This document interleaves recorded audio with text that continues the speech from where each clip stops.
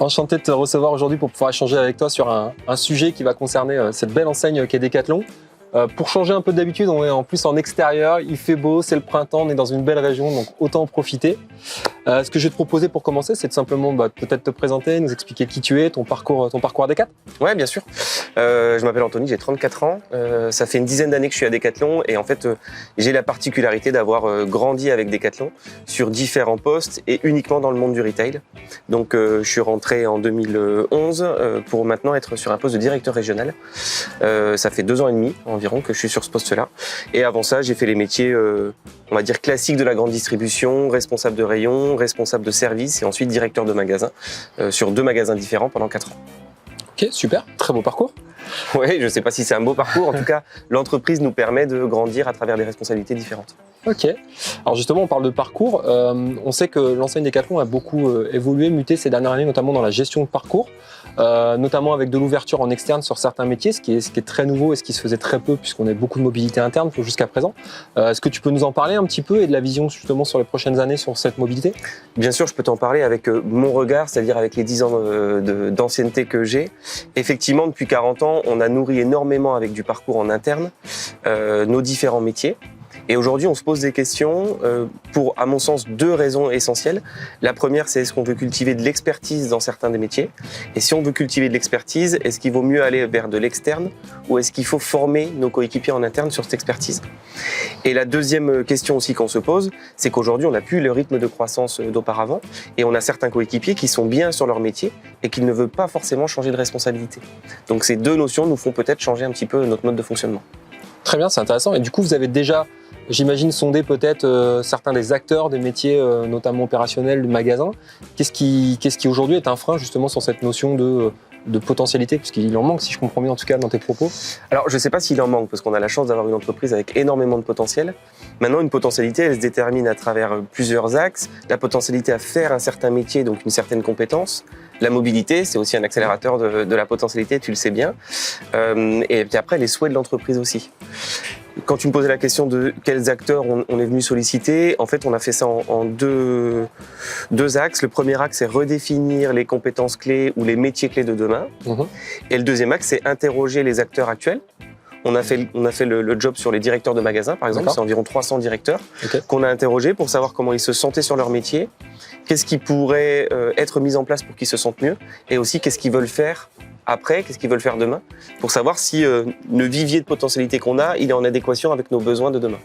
Ok, et du coup, alors le constat de cette petite enquête? Dans les grandes lignes, globalement, on a la chance d'avoir des directeurs de magasins qui vivent très très bien leur métier. Le plaisir est très très bon, et donc ça, c'est un axe sur lequel on veut continuer à s'appuyer. La deuxième chose, c'est qu'on a un métier qui est en train de pivoter, parce que historiquement, on avait, on va dire 80% de nos coéquipiers directeurs qui étaient des potentiels, voire plus. Quand j'entends potentiel, c'est potentiel à vouloir prendre d'autres responsabilités de l'entreprise. Maintenant, on est justement à cette phase de pivotement, à se dire que certains veulent faire ce métier durablement, soit pour des raisons personnelles, mais surtout pour des raisons professionnelles, parce qu'ils aiment ce métier. Et donc, il faut qu'on l'adapte pour ces gens-là, parce que jusqu'alors, on a construit ce métier-là aussi pour l'enrichir au service des parcours d'après, et non pas au service d'exceller sur le métier de directeur de magasin. Très bien. Et quand tu parles des parcours d'après, si tu peux nous en dire un petit peu plus, tu es directeur de magasin aujourd'hui à Decathlon. Qu'est-ce que tu peux faire en fait finalement après? Et les champs des possibles sont super larges. Dans les grandes lignes, on va essayer de partir de la logistique. On offre des métiers, soit à travers des responsabilités hiérarchiques, soit à travers des responsabilités de service, de l'économique, des ressources humaines ou de l'exploitation. En logistique, des parcours en sport signé, des parcours à l'international. Et ensuite, des parcours dans le retail en France, parce qu'après le métier de directeur de magasin, on peut aussi faire le métier de responsable ressources humaines, responsable exploitation, etc. sur le retail en France. D'accord. Et si on revient un petit peu à l'introduction de notre échange, justement sur ces métiers-là, qui sont parfois des métiers très techniques, je pense notamment les métiers que tu disais sport signé, donc dans les marques Decathlon. Est-ce que quelqu'un qui a fait tout son parcours à Decathlon, de vendeur jusqu'à directeur de magasin, va être la personne la plus compétente demain pour développer un produit, par exemple? Ou est-ce que c'est là où justement Decathlon se pose des questions sur Tu cibles bien, Romain, effectivement, c'est là où on se pose ces questions-là. On a 2 choix, comme je te l'avais dit, c'est soit recruter en externe pour avoir une expertise très très fine, soit former nos coéquipiers, donc nos directeurs de magasin, pour acquérir cette expertise-là. il y a quand même deux choses à mesurer. C'est que si on embauche en externe, on nourrira moins la gestion de parcours de Decathlon, qui est sans doute un des axes prioritaires de notre colonne vertébrale pour engager, pour fidéliser, mais aussi pour recruter des talents. Et donc ça, il faut qu'on le mesure quand même. Et la deuxième chose, c'est qu'embaucher en externe, il faut aussi être très vigilant à ce qu'on est, c'est-à-dire nos valeurs, c'est-à-dire notre schéma de management, toutes ces choses qui sont aussi très importantes pour nous, quoi. Ouais, bien sûr, ça paraît évident. Et je reviens sur le métier de directeur, puisqu'on a eu la chance d'échanger récemment avec un des directeurs de magasin, avec Sébastien, sur le magasin de Nîmes, qui nous parlait de l'évolution, de la manière en tout cas il voyait l'évolution de son métier ces dernières années. Toi, il n'y a pas si longtemps que ça, tu étais encore directeur de magasin. Aujourd'hui, tu as un regard de directeur régional qui anime les directeurs de magasin. Comment tu as vu ce métier évoluer, toi, sur ces 2-3 dernières années, notamment avec l'impact Covid? Est-ce que tu as vu des changements très concrets dans ce métier?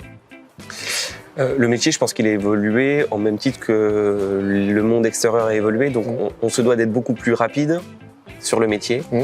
On se doit d'être beaucoup plus multitâche, je pense. Et donc, à travers ces deux notions-là, je crois que le métier doit être encore plus en capacité de prioriser, encore plus en capacité de choisir localement ce qu'on fait, parce que sinon, on se perdrait à vouloir tout mettre en œuvre. La deuxième chose, c'est que tu le sais mieux que moi, mais les volontés personnelles, ou en tout cas c'est cette prise de conscience que l'équilibre pro-perso, que la notion de plaisir dans son travail est aussi un axe prioritaire, fait qu'on a dû faire évoluer ce métier-là. Pour te la faire très rapide, depuis 1 an, on travaille en France sur ce métier de directeur de magasin. D'accord. On a fait évoluer la fiche de responsabilité. Ok. On fait évoluer aussi le rythme de nos directeurs de magasin. On fait évoluer leur formation avec 3 objectifs. Il faut que ce métier il soit plus désirable en interne et en externe.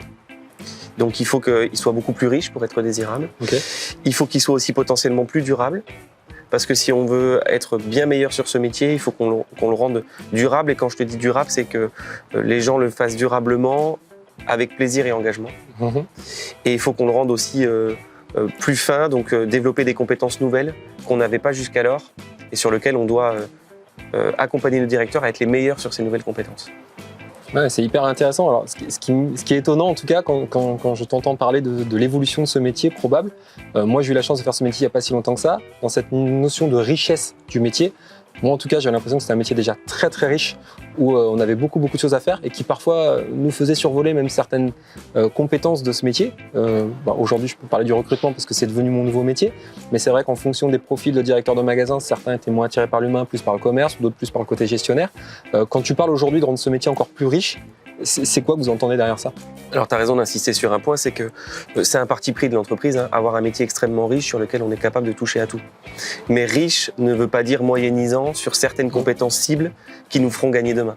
Et c'est là où on doit, pour moi, mettre le bon curseur et accompagner nos directeurs. Est-ce qu'il y a certaines tâches qu'on lâche, par qui on sollicite des externes? Le recrutement, c'est un vrai point d'interrogation, en tout cas à mon sens, c'est ma conviction. Et à contrario, il y a certaines priorités sur lesquelles on doit réinsister, on doit les remettre au cœur du métier de directeur de magasin, parce que c'est ça qui fait la différence pour demain.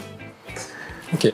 Une politique commerciale, la notion d'expérience en magasin, la notion de transformation pour que notre site physique, notre magasin ne soit plus qu'un vendeur de produits, mais bien plus large.